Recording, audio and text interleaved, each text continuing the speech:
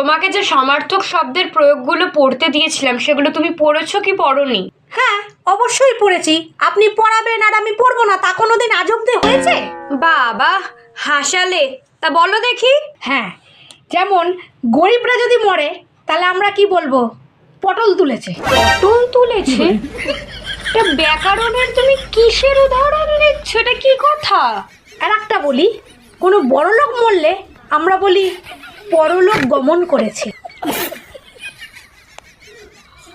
এবারে ধরুন, যদি কোনো সেলিব্রিটি মরে তখন আমরা বলি না ফেরার দেশে চলে গেছে। এবার ঘাড়ের মাথা যন্ত্রণা শুরু হবে। তোমার কি আরো কিছু বলার বাকি আছে? একটা বাকি আছে, বলি। সেটা হচ্ছে, ধরুন আমার আপনার মতন যদি সাধারণ পাবলিক মরে তাহলে বলে আপদ বিদায় হয়েছে।